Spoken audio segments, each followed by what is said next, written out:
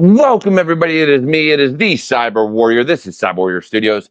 And unfortunately, I don't have a guest this evening. So we're going to be running this off the hip, doing the Wild West of Cyber, answering your questions and everything else like that. So if you want to join, if you want to jump in the stream, just let me know. Send you the link. You can come right in. But otherwise, hang with me for about 10 seconds. And I promise we will be right back.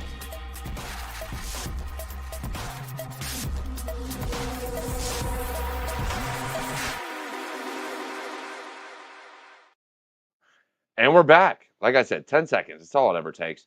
But look, so I want to talk about a few things this evening. And again, if you want to join the episode, if you want to jump on, you're more than welcome. Just let me know. Leave a comment, whatever, send it in the stream, especially on YouTube. It's a lot easier for me to see those and respond to them. But I want to talk about a lot of the things going on in cyber this evening.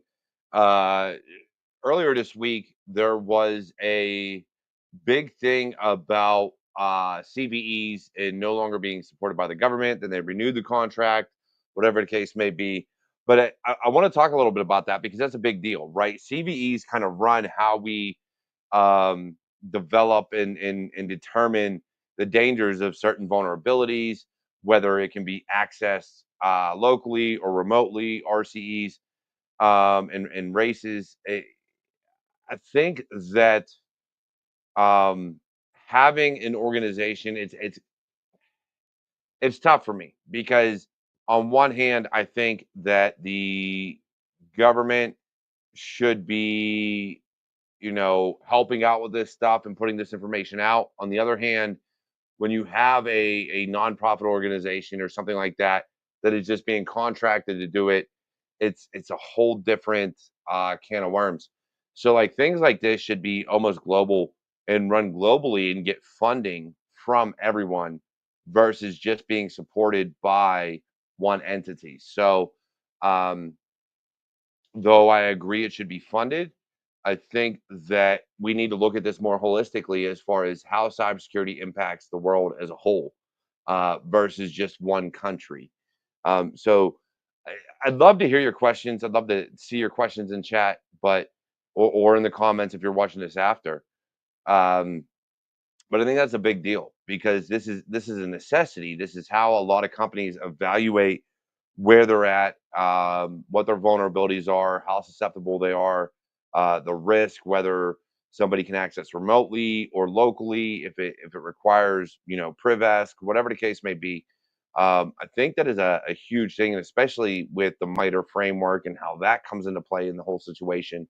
I'd love to know if there's a way to establish this more as on a global front than just one country if they decide no longer to support something, how that can affect the world. Um, so yeah, I'd love to see your questions. I'd love to hear your thoughts on that because that's huge, right? That the cybersecurity as a whole right now is in turmoil because we always have advancing ransomware, advancing threats and vulnerabilities and just everything else that when you start losing pieces of it due to funding, it becomes a problem. And when you look at the situation and what is out there right now, it's very problematic as it stands. That as many know, the blue team, those that are supposed to secure networks, your white hats, and we'll even say gray hats to an extent, they're always behind the eight ball because they only have available to secure things based on the information that's out there.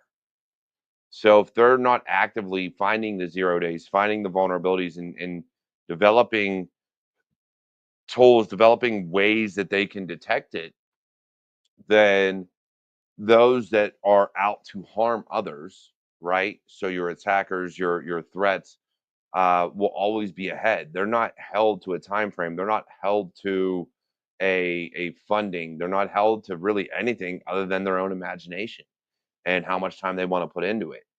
And so I feel like from a standpoint of security, our blue teamers, our security personnel within organizations and MSSPs are always going to be behind the eight ball. It's very difficult to get ahead when you spend so much time and you're relying on tools and not so much your own ingenuity, your own creativity, your own whatever, it becomes very problematic. Um, so again, it's cybersecurity is a very, very challenging field because of that. Because we are held to a certain standard, we are held to certain requirements.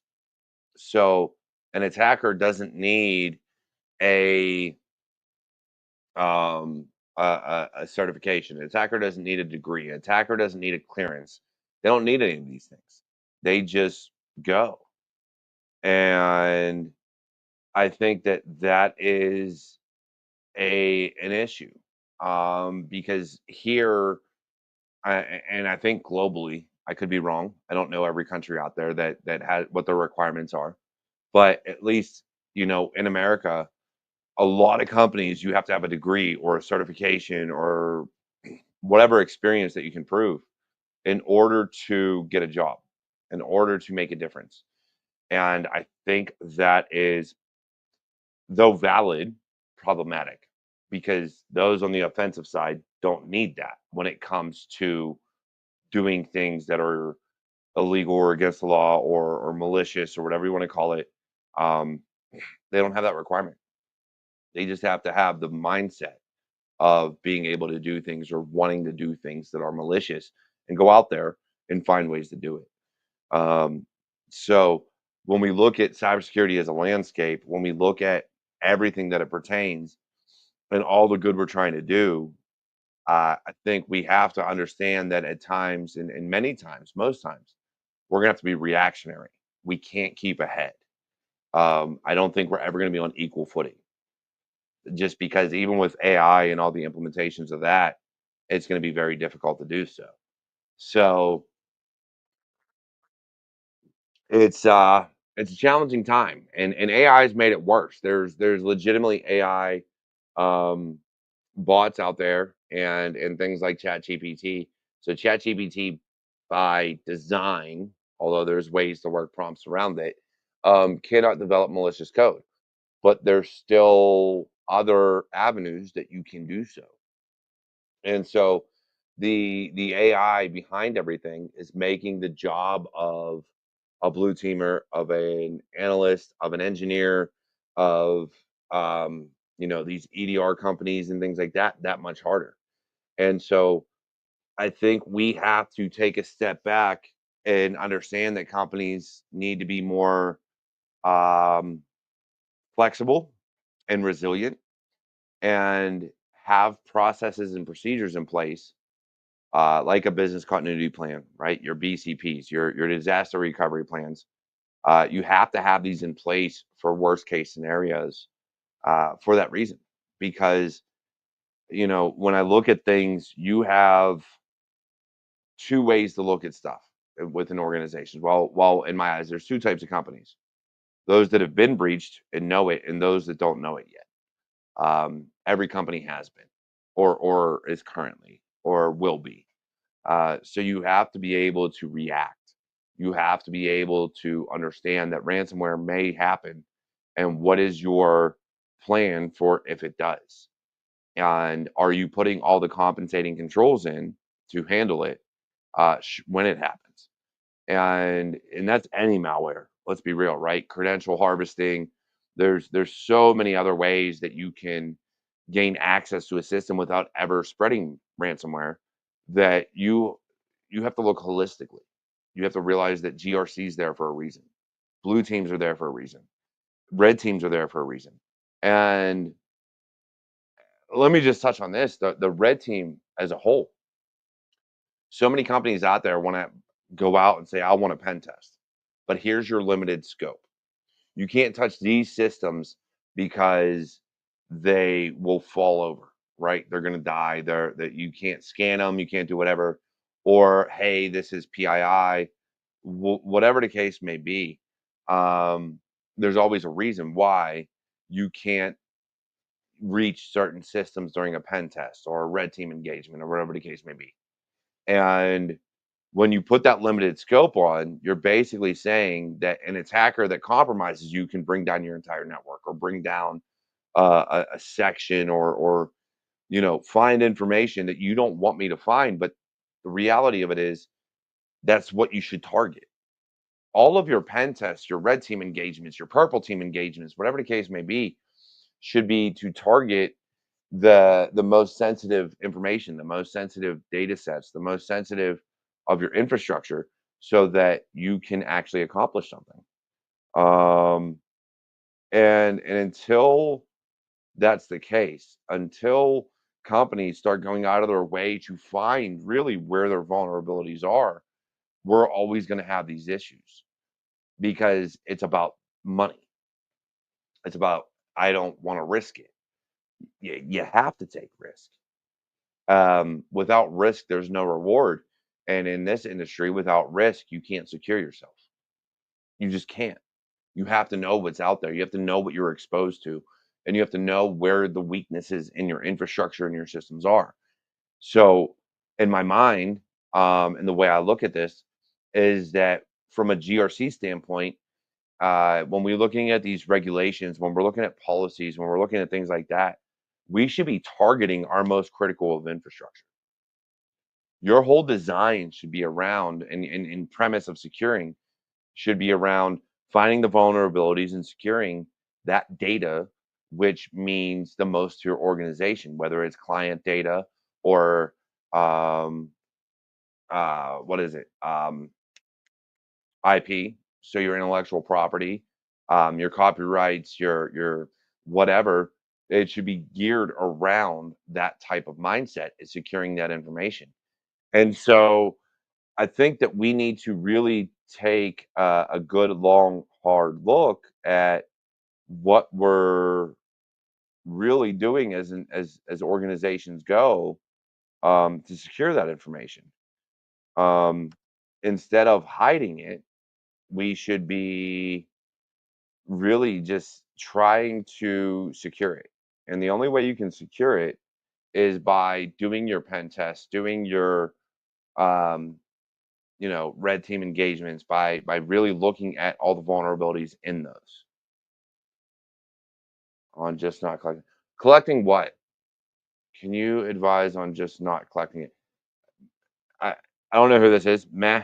I mean, that's kind of how I respond to things. But uh, can can you give further elaboration on that question? Data minimization. Oh, okay. Unfortunately, there is certain data you're always going to need. All right. Um, I do think that we really need to start minimizing what data we require from users and or store, right? So, for instance, let's say you get a job at an organization. And Griffin, by the way, I sent you on Discord the link to StreamYard. Um, let's say you get hired by an organization. They maintain a lot of times your W-4, your I-9, any information you've given them is maintained somewhere. Um, I think to minimize the threat, to minimize the risk behind all that data, is do you really need to keep it long term? Now, your payment systems, yes, that's how in the US we do taxes and everything else like that. But in other countries, I don't know. I don't know how they go about that the way of doing jobs and things of that nature and paying people. So and how the tax system works there. It's just something I'm not aware of. But I think from a um I think from a standpoint of keeping personal information, it should be held offline.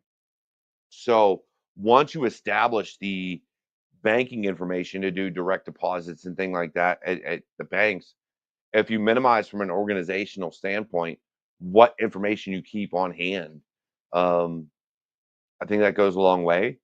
I just don't know that companies are doing it because we hear all the time about leaks about social security numbers, birth dates, addresses, you name it, it happens.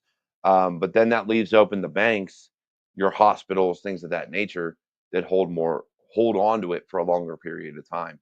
But I think any organization a year, and then it can be held offline. And if you need to access it, That it should be like a one-way gateway type of deal.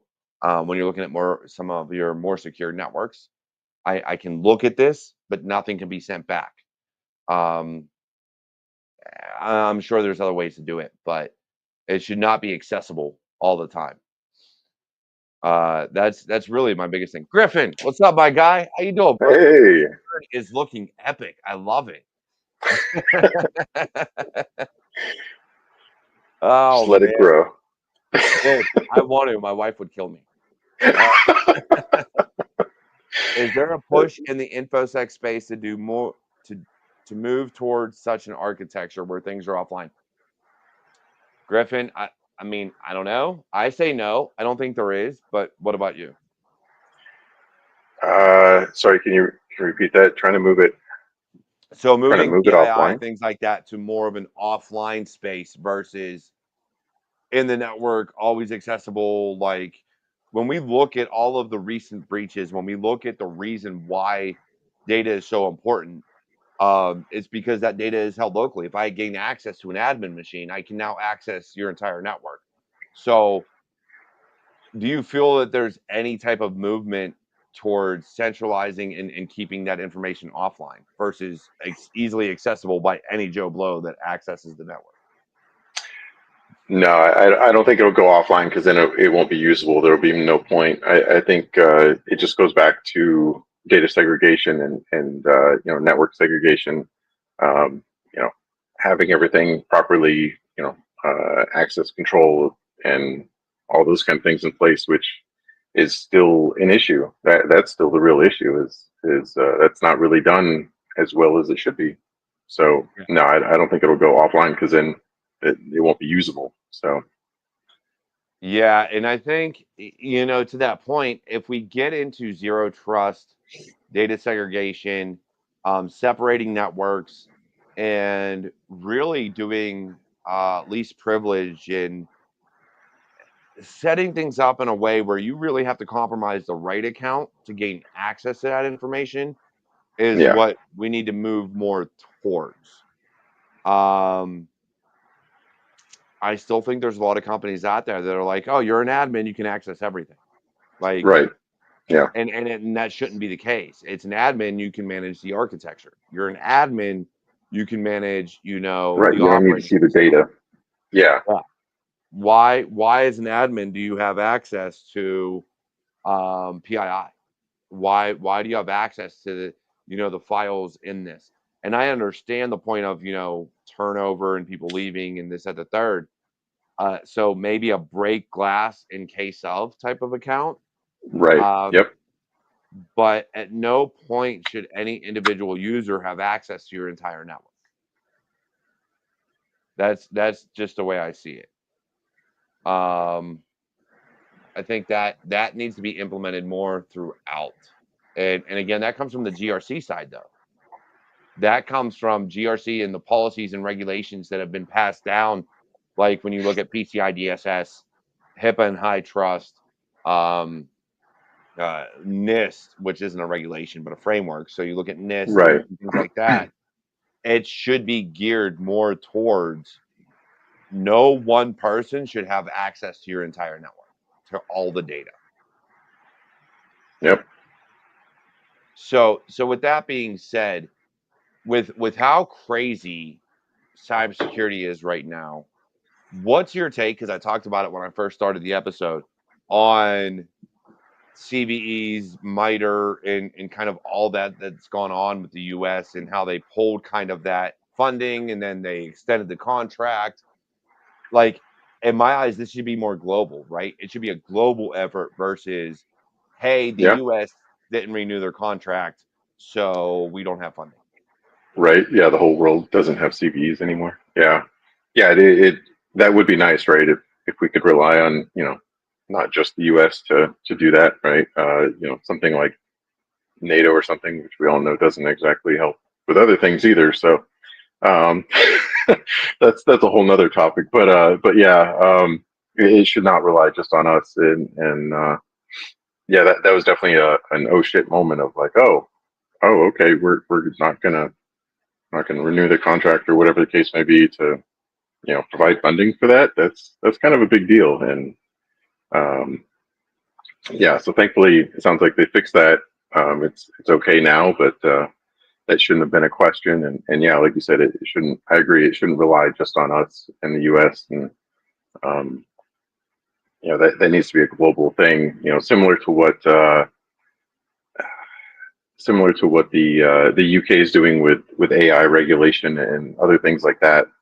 I feel like some companies are that are global, or at least US and Europe based. They try and collaborate on these kind of things, and I feel like that needs to happen the same way. And I know there are some efforts to do that, but I don't feel like they, whether it's politics or whatever the case may be, it definitely seems like it doesn't happen the way that it should, or just like how the what is it, the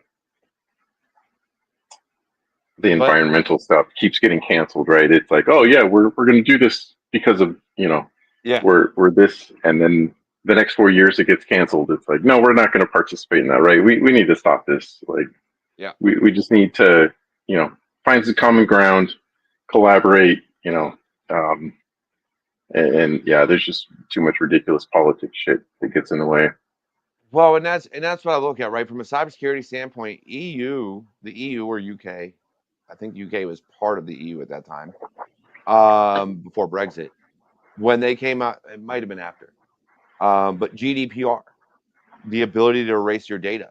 Like, Yeah, we don't have that. California came out with something similar, right. but as a country, we don't As a have that. So country, when I look yeah. at data, um, and data privacy, I mean, just look at Amazon. But this goes back to the whole premise of voice activation and being able to use your phone, whether it be for Google Right. or anything else. Yeah, Google and It's everybody always else. Yeah. listening. It has to Yep. listen in order to respond. And so for Yep. companies to come out there and be like, "Oh, we're not collecting that." Yeah, you are. I know you Yeah. are. Like, so I think we're hitting this type of situation where we're expecting privacy, but it doesn't exist. You have a smart TV, you have a smart whatever, you have a smartphone, you have something that has a microphone on it. It's going to listen. Hmm. Right. That's just the way it is. Yeah, I think And there's too much. I think there's too many people that, and I've heard it. Too many people saying, "Oh, I don't have anything to worry about. I don't care." It's like, no, you think you don't, but you're not thinking of all the exits, all the issues. yeah, You're just thinking, oh, I'm not breaking the law.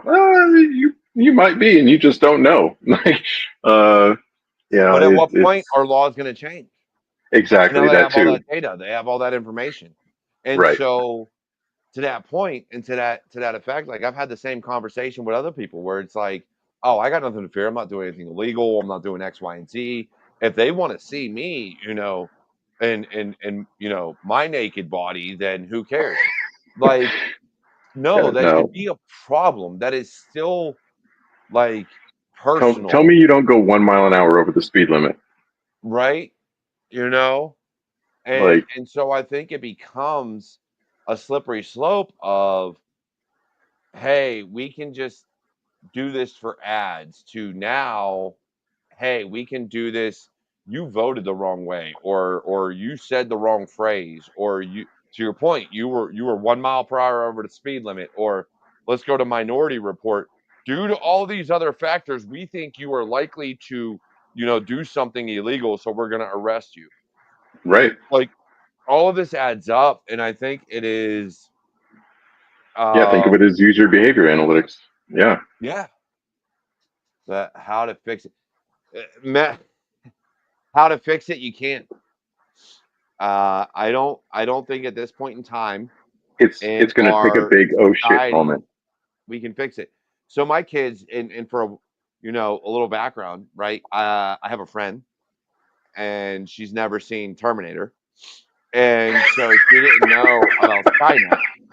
And then my kids, who are playing Mortal Kombat 1, got the T1000 because I always buy like all the characters for them, and I'm like, all right, cool, whatever.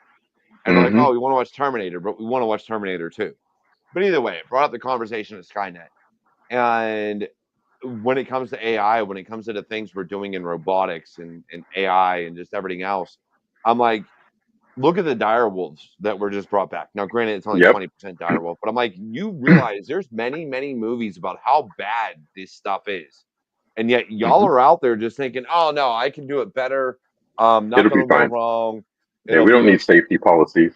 Nah. Like when I look at AI, when I look at what's going on in society, I'm like, y'all just watch movies and are like, oh, I'm gonna do that. But I'll Right. fix it. I'll make it to where it's not bad. Mm-hmm. No, no, humans are Yeah. fallible. When are you going to realize that? Like the Just because you division can doesn't across mean the you should. globe isn't enough. You just think you can be better than everybody. The Yep. narcissism in this creation and the way they do things is just dumbfounding. It's like, oh, I won't do anything wrong. I'll do better. Right. It'll be fine. It'll be fine. Dude, the OPM hack is why I do not care about any other breach because I was in the Army and the Air Force. Right. They have all my information. Have Yeah. fun. Cheers. The worst you can do is improve my credit. Like I really at this point don't even care. Try uh, to take out a credit card. It probably isn't going to work, homie. they're maxed out. Don't bother. Yeah. If you get approved, good on you, man. Pay that bill at least. Right. Yeah. But I just look at it. But I do think that we have to the point of all right. So let's talk about that. And again, this is the Wild West of cybersecurity episode. Griffin was grateful to join me, or I'm grateful for Griffin to join me. Good buddy of mine. Uh, but when I look at it, have we become desensitized to all these breaches? Have we literally looked at it and been like, and like your point, like it happens all the time at this point in time. Like, what's it matter now? I feel like we have the cybersecurity folks have. I still don't think the regular person is still aware of how often it happens. I mean, we see it in our news, in because it's True. you only see it in certain you know webcasts or certain news sites that you have to go to specifically look for it. So I think like we're like, yeah, oh, it's Tuesday, it's another day, another breach, Oh right? wait, it's a holiday weekend, so it's gonna happen on a Oh, Friday it's or a definitely gonna Saturday, happen. Yeah, knowing yeah, no people are gonna shit. be off. Yeah. Um, so it's like, yeah, I feel like we are, we're kind of like, another breach, no big deal. But I still don't think the general populace even is aware. I really don't. I'd love to say that, but based on the fact that you've got organizations out there like Target and Home Depot and all these others that were massively hit, all their customer databases, like things were unloaded, and they're still in business. People still Yeah, shop there. People still do these things. I don't even think even even the people care anymore. Because if that was the case, if it was people outside of cybersecurity that still cared, these companies would have gone under. But their reputation didn't take a hit. They yeah, literally maybe for a month for a month or maybe a quarter. Oh, right. in the stock market they In the lost a little stock. bit of money, Yeah, but but it then bounces they right made back. up. And Yeah, so I that's think what I it's meant just earlier when I crazy. said it's going to take a major oh shit moment. I think it's going to take something major. What I don't know. I don't even know how far down the rabbit hole to go with that, but it's going to take something serious before people will finally start taking I'm that seriously. I'm gonna touch on that in a second, but Jessica said it best. In denial until it's your personal bank account or email Right, inbox. We'll take breaches seriously. Pain is a right, great leveler. Um, exactly. spot on, Jessica. I couldn't agree more. And so what you'll find is, and Griffin, I'd love to hear your take on this. So my wife, love her to death. I don't know how. I don't know what happened. I don't know what went wrong. I do password managers, I do MFA, Mm-hmm. like I do everything I can. It took me roughly 3 months to secure all her shit. Mm-hmm. Um, an account got breached, but fucking reusable passwords. I wanted to smack her when I found out, but whatever. Um, Right. Basically, what it came down to was her Gmail, her email account got hit, which had all of Mhm. our stored information in it. So, like, she had bought something with like one of my bank accounts, like one of my credit cards. Capital One let me know, and they were like, "Hey, homie, is this you? Because you don't have the money for it." And I was like, "Yeah, no."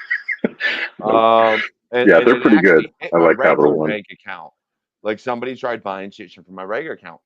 And so it took me, I had to get her a new phone and wipe her computer to get rid of it.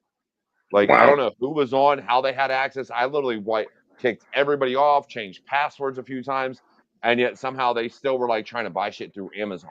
And I'm like, seriously, I had to replace shit because Jeez. Google and Apple are at a point where unless you replace it right from your phone, so say it's your phone that gets breached, unless you Mm, replace that phone and don't restore the malicious bullshit, mm. they still have access.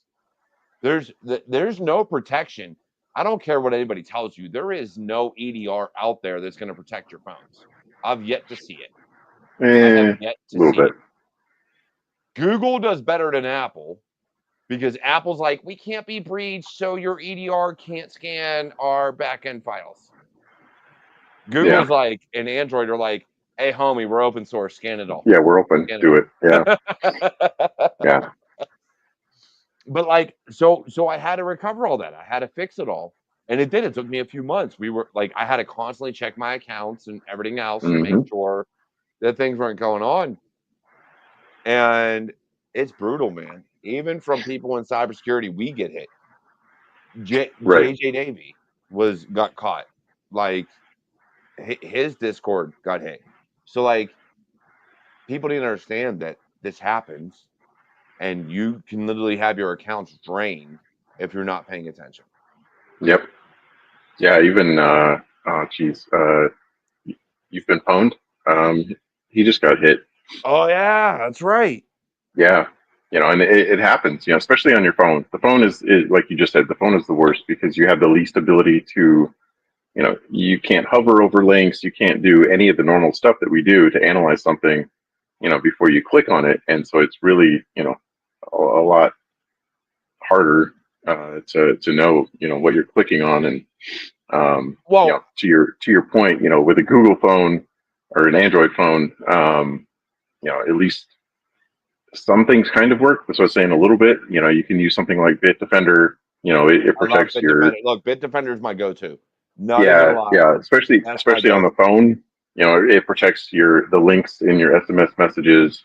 Yep. It does protect your web browsing. So, I've had some times when it's like, oh, are you sure you want to go there? It's like, okay, I'll check it out. Thank you. Are you sure? Are you Yeah. sure you want to go to that link? Let me send that to my scanner real quick. Yeah.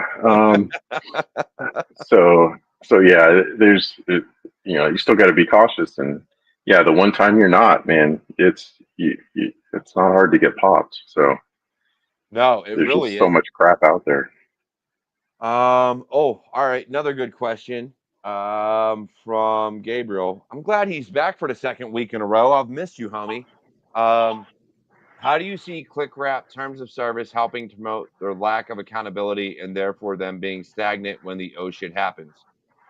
You first, and then I'm gonna touch on this because I got a lot of shit to say about this one. You got a lot to say. I don't know. I would say you go first then.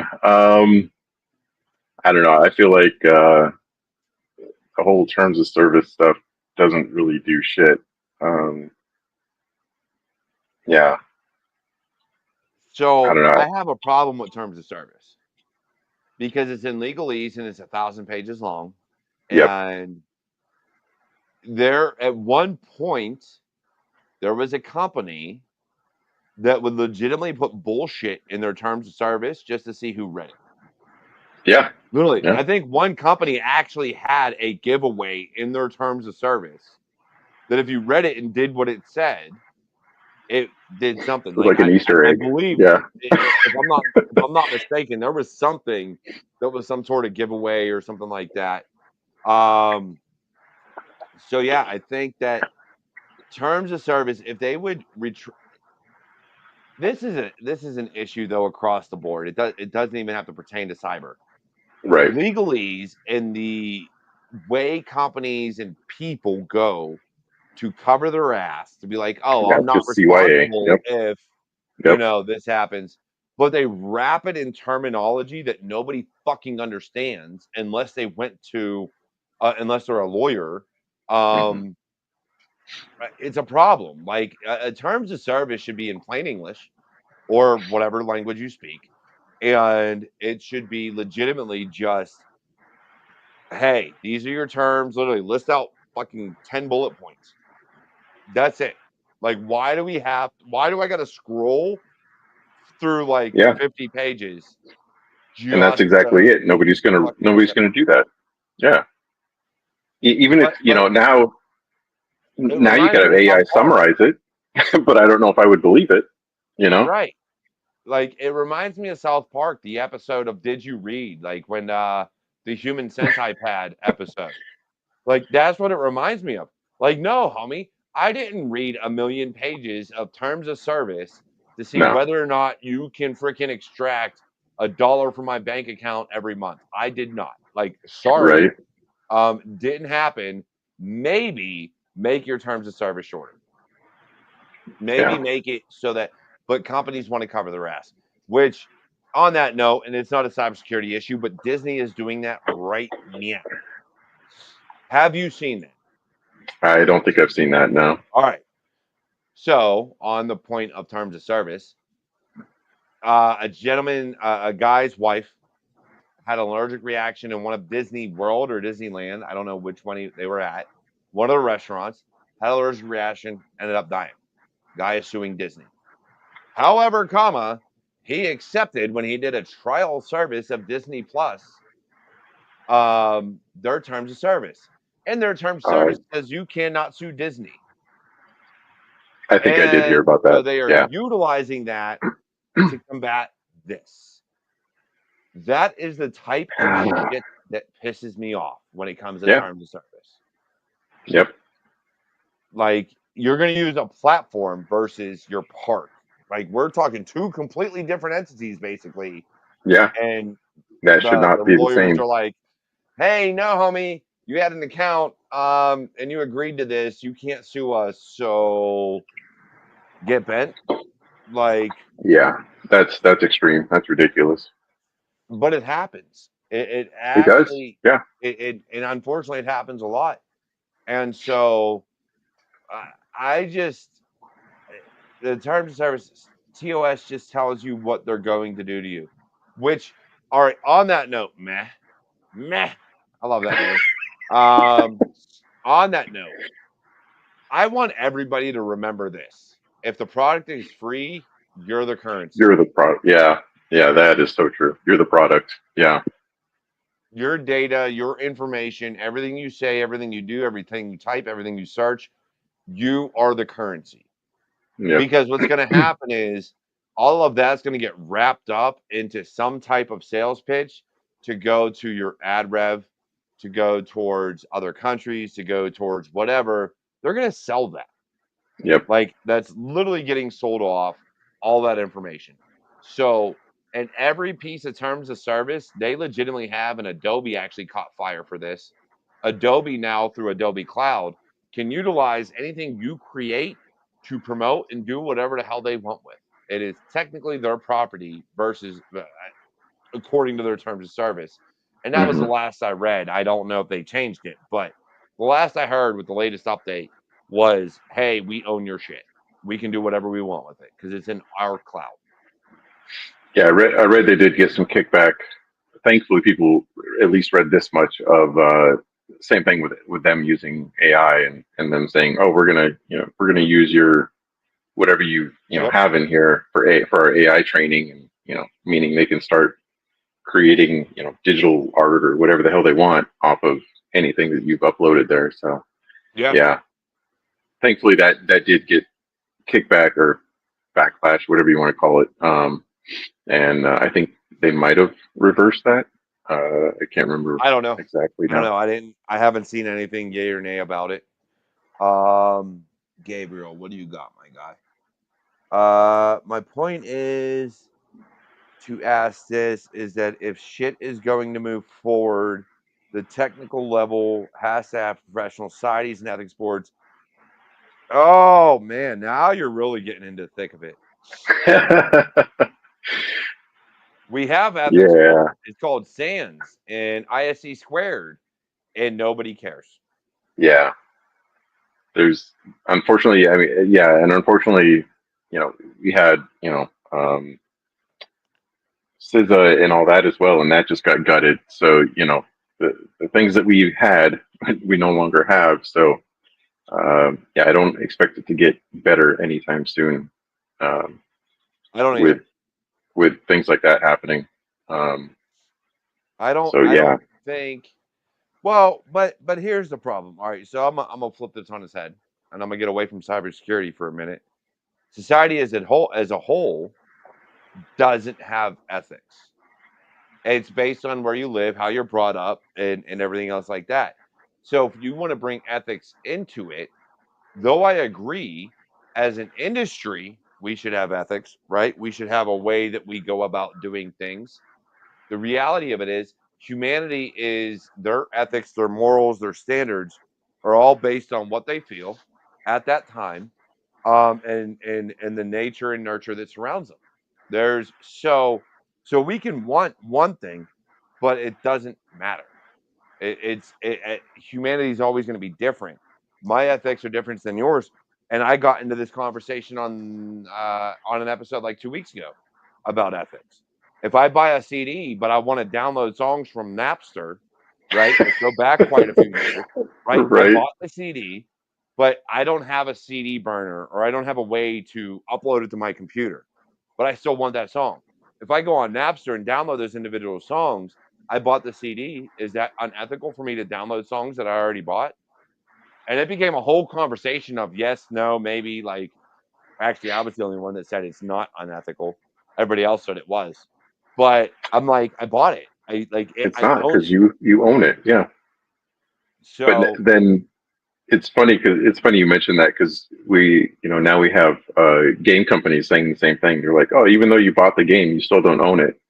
yeah, It's like, yeah. wait, When you look what? at it, and so I, there was so there when you look at your digital movies, right? So you got hmm things like Voodoo, well, it's Fandango at home now, but you got these companies that have digital movies, and you had people that would rip the security off of like Blu-rays and DVDs and hmm upload them and do all this other stuff. But when you look at digital movies, they're saying the same shit. That's not yours. You're basically leasing it until we no longer want to have it on our servers. Right. Yeah, you're And buying it, but yet, yeah, as soon as you end your subscription, you no longer own it. So how did you buy it? If yeah. well, even then, right? So Fandango at home, i.e. Voodoo, um, they don't have a subscription. It is like a service they Mm, provide, and then you yeah. buy the movies individually, right? Or when back in the day when I used to buy Blu-rays all the time, they would come with a digital copy Right. that you Yep. could put on there. If Fandango and or Voodoo decided, hey, we no longer want to host this media, hmm I don't care how much you spend on it. It's no longer yours. It's gone. It's not on the Yeah. server. Good luck. I don't know. I don't care how you watch it. Right. I bought it. It Yeah. And I like should be able like to download it. Yeah. yeah, like I should be able to do these different things. Yep. But Fandango and Voodoo, you couldn't download movies unless you want to watch it offline. But even then, you can only download like 3 movies at a time. So like if I'm Mm, gonna go on a flight, and let's just say I'm going from, you know, point A to point B, it's a 12-hour flight, whatever the right. case may Across the be. ocean. I need like Yeah. 3 movies. Right. All right, that's all you get. But if it's gonna be 4 movies, oh no, you're not allowed. But I bought it. Why can't I download it? Why can't I watch Right. it on my iPad? Like I want to be able to watch these without the internet. So that's a whole Yep. nother thing. The whole world of Um, streaming. But oh, going back to your previous point of ethics, unfortunately, there's always going to be I want to say a balance. There's always going to be good and evil. There's always going to be, some people trying to do good, some people, of course, not doing good. And so, yeah, no matter what, like you said, whether you're talking about cybersecurity or anything, the world itself is always going to have this Oh, absolutely, absolutely. And mixture. but well, we got to look at reality as this: history is written in the eyes of the victor. That too. Yeah. So our morals, our ethics, and everything we believe is written in the eyes of whoever wrote that book at that time. It is in their vision, Right. and so when we look at right, wrong, and other, now I think inherently and innately, we know things that are wrong, right? It's not right to steal something from somebody. It's not right to do certain things. But there are still gray lines. There are still things that occur where, depending on who you're talking to, how they were raised, how they were brought up, how Yeah. things that have happened to them in their life, they may see things differently. Yeah. That's not to say they're right or they're wrong. I think that's where majority rule comes in that says, nah, homie, this is wrong. Like, you wrong. Right. Um, but ethics is a very, very touchy thing, like, because and James says it here, ethics change per person, country, and government. In other words, we're all gray hats at our core, but there are generally agreed on rules that benefit society. And I think that's where ethics really comes from. What is a benefit to society versus what is not? If you are doing something that is actively going to harm or be a detriment to society, it is unethical. I'm sure you can go beyond that. There are religious and Yeah. spiritual and political and other beliefs that you can get beyond. But at its core, At its core. Yeah. what is good for society and humanity versus what is not? Yeah. And obviously that changes over time. Look at what we considered okay, 100 years ago, 1,000 years ago, and nowadays we have, nope, or even 10 or 20 years ago, like, nope, that's unacceptable. you know. Oh yeah. Um, but Oh, but on the dude, other it side of the changes. world, it's totally normal, right? And I'm not Yeah. even going to say what that is, but you know what I mean. Yeah, Yeah. it's a crazy thing. Yeah, And I think that's the biggest thing, right? Is we have they're almost out, and I think that's what a lot of people miss is as depending on where you're at in the world, ethics are different. yep, What they deem appropriate is different. What they deem right is different. What they deem wrong is different. Um, I, yeah, I mean, are people no wrong for argument doing there. certain things? Absolutely. Um, but in certain parts of the world, no. Right? They Like, consider that normal. Yeah, yeah, it is what it is.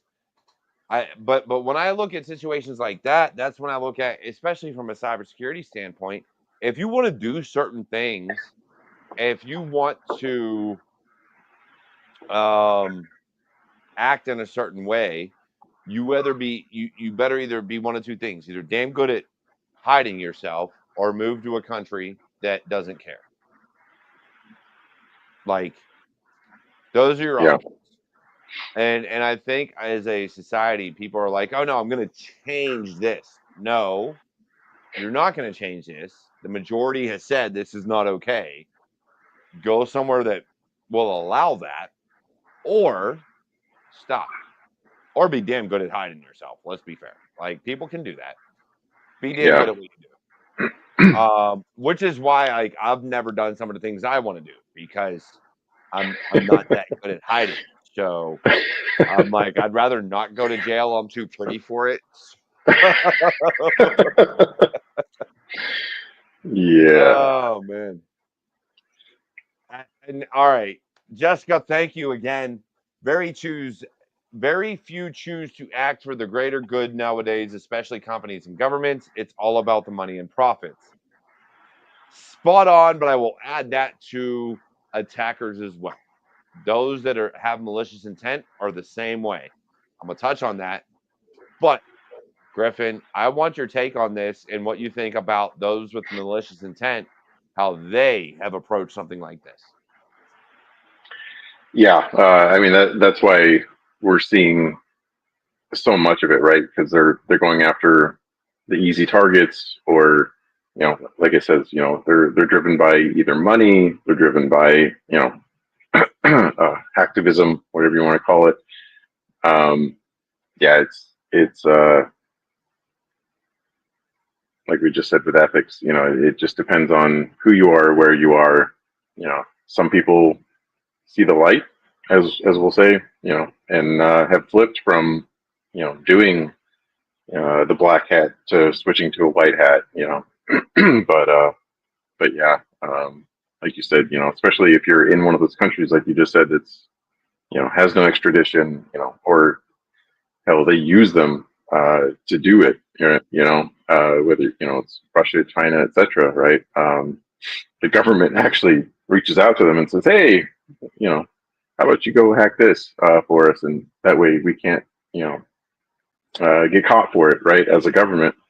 Um, so yeah, it's So I got to take on this. Back in the day, back when I first got into cybersecurity and hacking and looked at the whole community of hackers. Yeah, sure. Some were white, gray, black, whatever. Pick a hat, they had it. But the reality of it was hackers at their core were about the benefit of society. We're going to go after those that are doing wrong. We're going to go after capitalists. We're going to go after companies. We're going to go after those that whatever. Then within the past 5 to 10 years, I want to say, I started seeing more and more go after hospitals, schools, kids, teenagers, whatever, high schools, colleges, everything. yeah, Um, yeah. Like hospitals used to be off limits, and yeah, now you see them getting ransomware and everything left and right. Yeah, that is where my problem started to lie. Look, you want to go after critical infrastructure? I got you, right? Your power, gas, electric, you name it. All right, water, cool. Go after a country, an entity. I understand. I may not agree, but I get why this is occurring. Um, but if you want to go after money, if you want to go after whatever, then there are certain businesses you should hit. A hospital isn't one of them. At best, you're going to end up killing somebody that you were trying to actually kill. Like that at best. yeah, At worst, you're going to take down entire populations of people that had nothing to do with what you were trying to accomplish. And you're still not going to get paid. You're still not going to make your money because they're going to go out there, use their insurance, and come back and do whatever. You're still not going to get paid off of it. But you go at, like, and that's what has blown my mind about the ethics of it. Like, go after, especially those that like do it within certain countries. We'll just say here in the U.S. Go after the credit bureaus, the loan companies, the other entities that have done you wrong. Why a hospital? It's not the hospital's fault. Maybe an no, but insurance it's an easy provider. target. But again, you're not getting paid, homie. Mm, I don't know. I mean, it depends, right? If we just had the United Healthcare, right, or United Health Group, whatever it's called. I don't think they You know, paid. I'm pretty sure they did. If they did, they're idiots. But I don't think they did. But that's the debate, right? Are they, yeah, they're idiots, but did they have a choice? They had a Yeah, you choice. always have a choice. You want to know what your They choice they is? had a choice to do the right thing and create backups and do all No, that shit, which no, doesn't no. happen. You know what the choice is? Have an actual BCP and DRP in place. That's what I'm saying. They had a choice to do that beforehand, and they didn't do it, right? But that's part of the problem, right? Is that's what we keep telling people.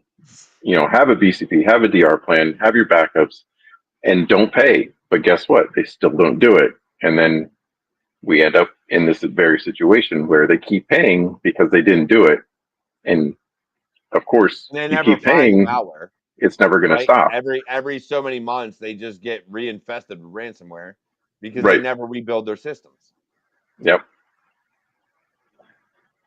So, Yeah. excuse me. Sorry about that. Bless you. Holy jeez.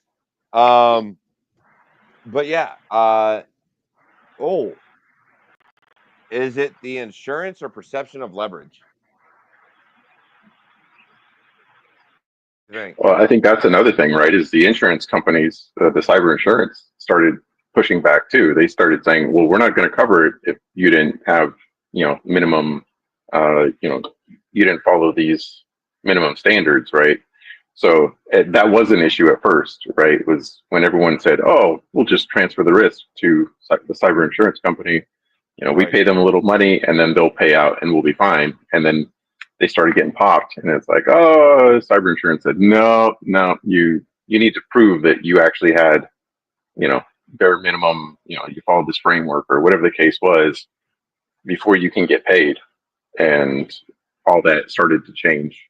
And so I think that we saw that happen. We saw it shift back to, oh, wait, never mind. Maybe we do need to actually start putting some protections in place. And so, you know, so yeah, it was an issue. I don't think it's as much of an issue anymore because of that, as far as the cyber insurance part. But I think insurance has gotten better. I think they, again, to your point, I think it has gotten to where they have a minimum requirement of due yeah, diligence. right. Yep. So I think that's a huge thing that they're doing. Um, cuts that took place today by Doge. Curious what you think about the impact. Jessica, I'd love for to have you on the show. Hit me up on LinkedIn, Twitter, or X, whatever you want to call it.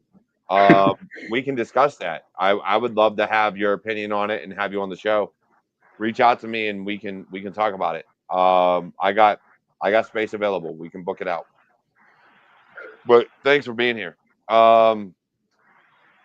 Insurance though, Gabriel says it. Um, Insurance tend to drive the minimum standards, and they really do. Right. Prior to insurance, you had actually until insurance, I don't think GRC was a thing. It was, but only for certain things, right? If you wanted to be, PCI compliant, you wanted to be SOC compliant, if you had to follow those because of, you're publicly traded, etc. Obviously, in those cases, you had GRC. But you're right, for the general populace, if you didn't fall into one of those, or sorry, general populace, for your general enterprise or business, yeah, they didn't care, and even then, it was, we're going to follow the bare minimum. And even check, as we used to call it, checkbox security, it still It's wasn't still good there. enough. It's still there. Yeah, so yeah, it's, I don't know.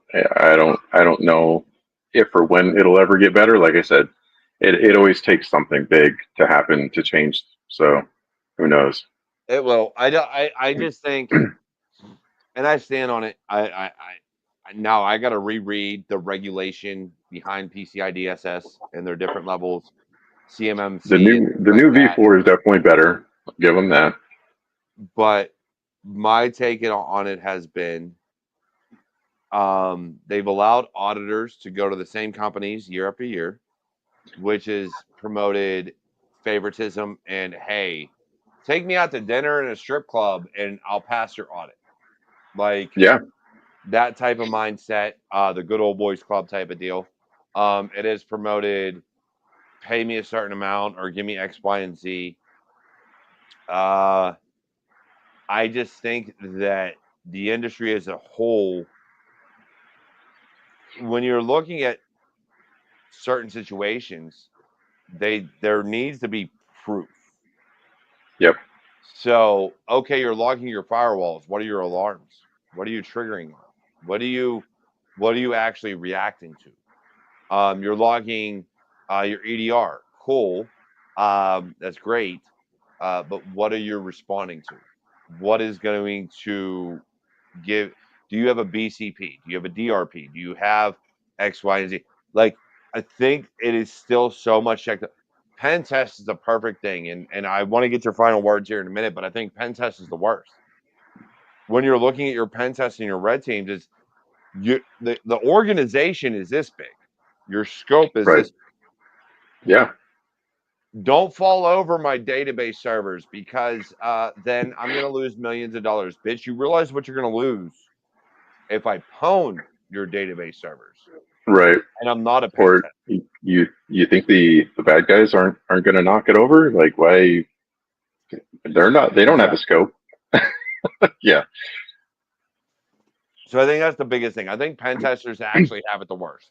I really do. I think they have, of all the career fields in cybersecurity, I think your offensive security teams probably have it the worst, because they get so limited on what they can do, um, that you're like, cool, you have these vulnerabilities, and they fix them, but then they test that same network the next year, and oh, they either fix them or they didn't.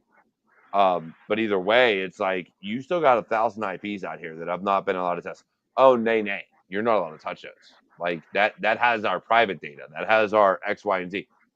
So you don't want to know what's wrong with them. Like, Yeah. to me, I think I do. Like as a pen, I think pen test could be so effective, but Right. companies make it the most worthless thing. They really do. Yeah. Some of them. Yeah. Oh, I ain't gonna say all. There's some really good ones out there. I've got friends that do pen testing, and their CISOs that they talk to and things like that are like, oh no, find our most vulnerable shit. Right. Like Yep. legitimately Yeah. figure out Go what we're all out. busting. So I can go to the CEO and say, I need money to fix this. Like Right. I've got to get this rectified. But there's Yeah. other companies that are out there. They're like, oh no, I know this is busted. Don't touch it. Yeah. And they're looking for the minimum to pass PCI compliance or whatever the case may be. Right. You Exactly. have to have your annual pen test, so they Yeah. want the minimum. Yeah. And that's what I'm saying. That'll those things until we stop that. Yeah. That's just another thing that'll never change. So yeah. Oh, for sure. So with that being said, it's over the top of the hour. Griffin, you know how I run things around here. Final words to those breaking into the industry, those that you want to help, whatever the case may be. Go ahead, let them know. Yeah, final words. Like the episode says, it's the Wild West. So learning everything you can, utilize all the resources you can. That includes, there's plenty of open source stuff out there. There's plenty of free resources out there. If you don't know, reach out to me, reach out to Cyber Warrior here. We're happy to help. There's plenty of discords with plenty of channels that are willing to help. So don't be afraid to ask. Don't be afraid to ask questions. And utilize network. Do everything you can. And we're here for you. Definitely. And that's the big thing. Network, get to know people, meet people, understand that sometimes in this industry and every other industry, it's not who you know, or it's not what you know, it's who you know. You can learn the technology, you can learn the different things, but being able to get your foot in the door, there's too many systems out there that are going to stop you. So knowing somebody that can get your resume over is huge. Now, with that being said, I love you all. I'm the Cyber Warrior. This is Griffin over here. And we got a lot of big things coming. I got a bunch of shows planned. And I'll talk to you all next time on another amazing episode of Security Happy Hour.